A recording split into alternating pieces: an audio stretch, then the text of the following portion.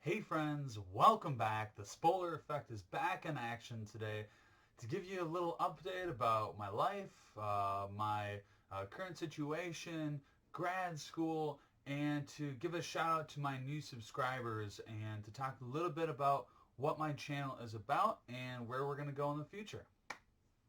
I just want to take a quick moment to reach out to those new subscribers out there. Thank you so much for your support and investing in my channel. I'm not going to let you down. Maybe you clicked on the channel because, or you subscribed to the channel because you saw one of my social skills videos and you thought that was helpful for your personal needs or needs of another person. Or you saw some of my videos about working with people with disabilities and you got some ideas about how to more effectively do that. Or you saw one of my review videos about hot sauce. I just have these other random videos out there, or about Dungeons and Dragons, all sorts of stuff that I do on this channel, including talking about goal setting and willpower. I'm very fascinated with that. So thank you so much for joining me on this ride with my YouTube channel, and it's going to be a fantastic roller coaster in the future. We're going to have a bunch of fun, and I'm really looking forward to it. Now to talk to both my new subscribers and my old subscribers, I want to just give you a brief update about my current life and a little bit about my background, just for the new subscribers that aren't as familiar with me. So I am a person diagnosed with autism, and that is how I basically got the motivation to start this channel. I was reading a social skills book that was really helping me learn to make friends and to communicate better with people, and I thought it would be a great thing to disseminate to the rest of the world. And I saw YouTube as a perfect medium for that. And so that kind of gave me the motivation to start this channel, to share those ideas. I then went on to go to school for my undergraduate degree in psychology, learning much more about people with mental disabilities and just about the human mind and behavior. And that worked really well to my advantage when I started working with kids in their homes. And so I have a lot of videos on my YouTube channel about sensory interventions, autism interventions, ADHD interventions, behavioral interventions for kids with disabilities. So you should definitely go check that out if you're a caregiver of somebody with a disability, or you're just interested in learning more about it. So after working in homes with kids for a number of years, I decided to go back to school to get my occupational therapy degree. And so an occupational therapist is very similar to what I was doing before. And let me talk a little bit about that now. Okay, so an occupational therapist promotes engagement in occupations or activities that people do every day that occupy their time to increase the person's health and well-being. That's basically it. So occupations or things that people do every day could be self-care stuff like making sure that we're able to dress ourselves, cook for ourselves, budget our finances, drive, right? General things to help people take care of themselves. You can also focus on helping people get back to leisure or play activities that are important to them, such as reading or getting back into sports. It can also, occupational therapists also focus on helping people return back to productive occupations, such as getting back to school or getting back to the job. And what we love to focus on is using the environment, modifying the environment to help match the person's individual abilities and skills and needs with the tasks that they want to do, and helping it mesh and work out. Okay. All right, so now let's start talking about my broader experience with grad school. What it's been like this first 6 months of my academic career. Maybe some of you are thinking back about going back to school, especially grad school, so maybe this could help inform your decision. But it's been a roller coaster, man. A lot of ups, a lot of chaos too, a lot of stress, but generally speaking, very positive. So let's start with the positives first. Number one, amazing people. Great people. The professors are very in tune to their students' needs and are willing to use many different teaching styles to promote optimal learning. So that's great. And they're very nice people too. Occupational therapists are just the nicest people, some of the nicest people you'll ever meet. So my cohort, I'm in a class of 25, 22 females, 3 males. And so, yeah, sometimes I don't have all the same, I don't share all the same interests with a lot of my classmates. I'm big into, board games, video games, music, which a lot of people like. But so it's been a little harder to connect with some of the people because we just don't have any shared interests. But the thing that we all can connect on in the OT program is a sense of purpose to help people get back to things, activities, and occupations that are meaningful to them, to promote health and well-being. A lot of us in the program have had trouble in our own lives doing things that are important to us. And we've overcome that and felt the immense satisfaction from that. And we want to give that back to other people to improve their lives, to make them healthier and happier. It's been a roller coaster, baby. I'm telling you, it's been some chaos mixed in with a lot of positive things. And so let's start with the positive first, right? Number one, great, nice, interesting people. Okay, so the professors are amazing teachers. They really get in tune with their students' needs, and they try to match their teaching style to that. They're very open to feedback and to making changes to the courses to make sure that the students are learning the best possible way. And then my cohort, I'm with 22 females, 2 other males, so a relatively small class size.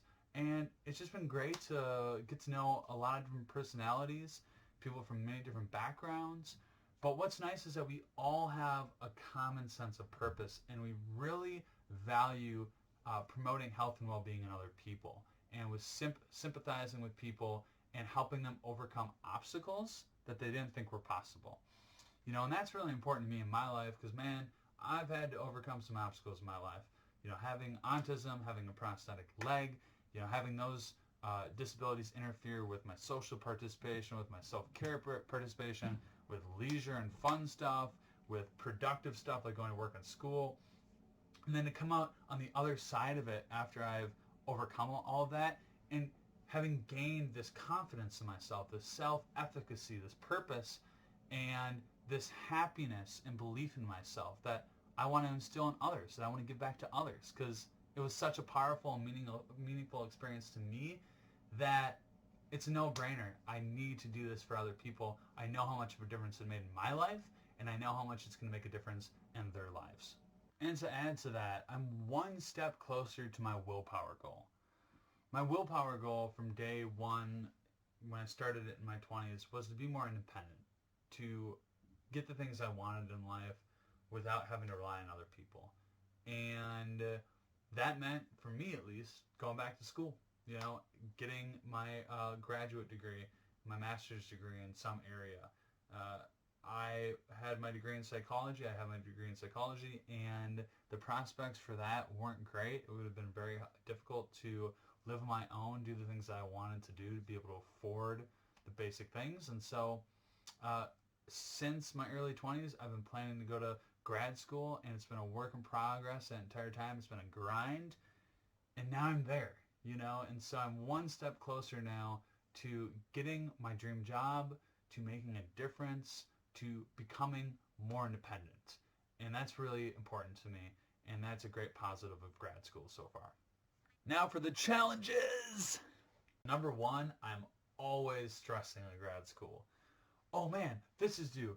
Oh man, I gotta do this project with you. Oh, I have to be at this place at this time, this place at this time. Thank God for Google Calendar on my phone and a planner. So, just staying organized and making sure that you're not forgetting some commitment can be challenging in grad school. But it's doable, but just a little stressful. We're sitting like all day long in grad school. We're hunched over at a desk, typing on a laptop. Your neck is bent over, your shoulders are rounded, you're sitting on your butt all day long, you're not getting up and moving around a whole lot. So it can take a toll on the body, and if you're somebody like me who has orthopedic issues prior to entering grad school, then you got to make sure that you take proper precautions to make sure your body stays healthy. Take movement breaks, make sure you're doing adequate stretching, that you're going on walks and stuff like that. That you are sitting in an ergonomically correct chair. All of those sorts of things can help, but yeah, it can take a toll on the body to sit at a keyboard, in a chair all day and type and not do a lot of moving around. And finally, number 3. The last challenge for me has been where I live. So I'm not living in the immediate area around school. I'm living a couple miles out. And so that has, caused additional financial burden, driving further, a time burden because it takes me longer to get to school, especially when there's rush hour. It can take sometimes up to 15 minutes if there's snow to get to school, but usually it's like a 15, 20-minute drive, about 20-minute drive, I would say, in the morning. So it's not terrible driving to school, but the commute is a factor, definitely. And the other challenge of living off campus, for me at least, is that I feel slightly socially isolated, and I feel that it's harder to attend commitments, and that I'm just not as connected with my cohort or other people in Madison as I would like to be, because I live further away, and it just makes things more difficult to meet up with people. So those are the challenges. Those are the positives. Overall, it's been a great experience. My first 6 months at Madison, going to school there for occupational therapy, and I'm glad we could review that. Last thing I want to leave you guys with is just a few parting thoughts. Things that I've been thinking about multiple days every week, sometimes every day. Things that I have found have helped me and that could help you. And so what graduate school has really taught me so far is that it's a good idea to always challenge ourselves and to try new things. If we get outside of our comfort bubbles, we're bold and we're willing to take healthy risks, then we're going to be rewarded for that in the end. We're going to, believe in ourselves more, have more confidence in ourselves. We're going to be happier, and we're going to accomplish things that we didn't think were possible, right? We're going to elevate ourselves. And also, always be cognizant of what your willpower goal is, right? Why should you get up in the morning? What motivates you? What drives you to succeed and get what you want in life? If you don't have something like that identified, that's clear and straightforward, and you can clearly understand the benefits of what you're doing and why, then life is going to seem a lot more dreary, and you're going to be a lot less motivated to get out there and do your best. And lastly, just be kind to yourself. Be forgiving. Be understanding. Know that if you take healthy risks, and that if you get out there and get out of your comfort bubble and try to do your best, that sometimes you're going to fail. Sometimes things aren't going to go your way. But you know what? Failure is life's best teacher, and you can learn so much from it, and it's empowering. It'll make you a better person. And don't be too hard on yourself if you mix up. That's okay. And I'll leave you guys with that. Thank you so much for watching this video today. Thank you for those new subscribers out there. Please click the like button below if you found this video interesting, and I will see you guys soon, hopefully. Take care.